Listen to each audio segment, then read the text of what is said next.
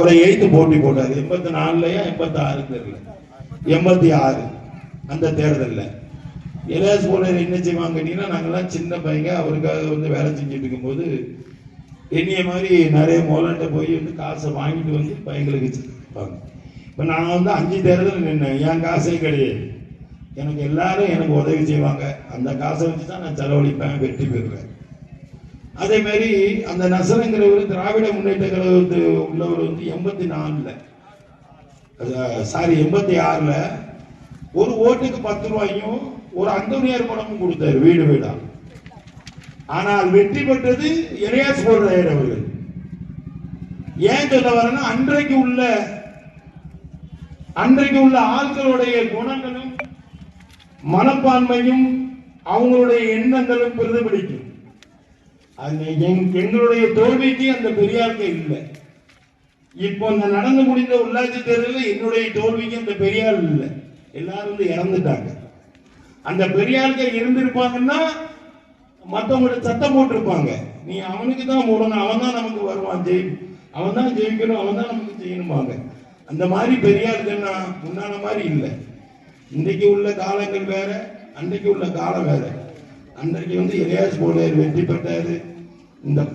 இந்த பகுதியை நல்ல முறையில் வச்சிருந்தாரு. அவரும் ஒரு 3 நேரம் நினைக்கிறேன், எனக்கு தெரிஞ்சு 3 நேரம் தொடங்கிச்சிருச்சு.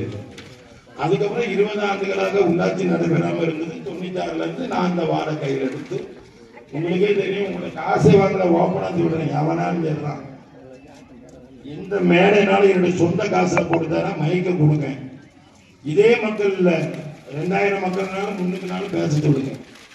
நான் எந்த வீட்லையாவது நான் காசு வாங்கினேன், ஒரு தீர்வைக்கு பணம் வாங்கினேன், ஒரு தண்ணி தீர்வைக்கு நான் பணம் வாங்கினேன், ஒரு சர்டிஃபிகேட்டுக்கு நான் இவ்வளவு காசு கேட்டேன்னு சொல்லி சொல்லுங்க. இல்ல எந்த டிவிலையாவது நான் இந்த பட்டிமன்றத்தில் உட்கார்ல ஒரு ஆளை சொல்லுங்க. அப்படியெல்லாம் அந்த வார்டுக்கு நான் செஞ்சேன், இன்னும் நான் செய்வேன். தோல்வியெல்லாம் பெரியசா நான் நினைக்கிறேன். எனக்கு ஒரு சங்கடம் இருந்தது. பெருந்தலைவர் காமராஜர் சாகும் போது வேட்டியும் சட்டையும் தான் காமராஜர் இருக்குது. முதலமைச்சரா இருந்தாரு. அவரையே விருந்தினர்கள் ஒரு சாதாரண ஒரு சின்ன பையன் தோக்கடிச்சான். அம்பேத்கர் தோத்தாரு.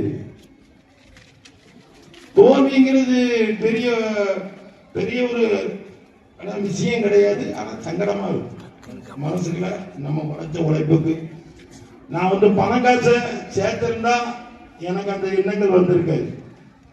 ஒண்ணுமே சேர்க்காம உங்களோட